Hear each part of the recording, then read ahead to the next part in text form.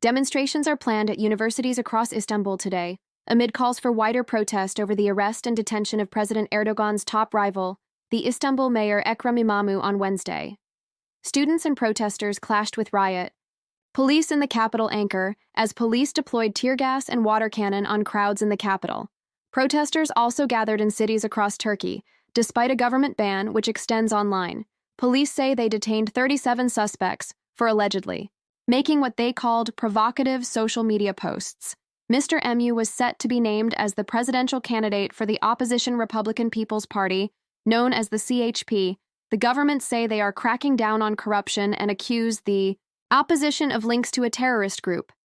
The opposition say this is about Erdogan consolidating his power. Our reporter Emily Withers brought us up to date. So I think what's interesting is that İmamoğlu may have spent the night in custody, but it's the opposition party that still controls the municipality here in Istanbul.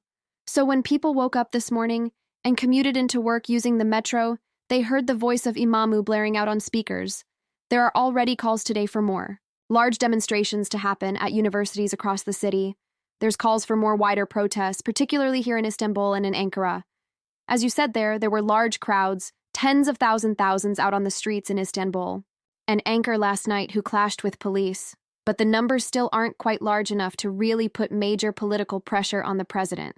President Erdogan, we may see the protests grow as we move into the weekend, but Turks know that it's very risky to protest here in Turkey. There are many detentions that happen here and they may not want to take that risk. We're also seeing arrests related to online media. So the Turkish authorities have said that they detained 37 suspects, all ready for allegedly making what they called provocative social media post over the detention of İmamoğlu. We also expect that there will be more arrests of opposition figures in the coming days. Meanwhile, when it comes to İmamoğlu, we know that the authorities here have now seized his construction company that he co-owned, and it may be that in the coming days he is replaced with a government appointment pending his investigation. Tell us a bit more about İmamoğlu and why the concern around him from President Erdogan. Ekrem İmamoğlu is incredibly popular. He's very charismatic, he appeals to people across the political divide. And on Sunday, there was supposed to be a major opposition voting round where they were going to name İmamoğlu as their presidential candidate in future elections. The opposition say that that's still going ahead despite what happens to İmamoğlu. And, this is part of a month-long crackdown that we've seen here in Turkey, where many opposition mayors, business leaders, and journalists have been rounded up in a nationwide crackdown.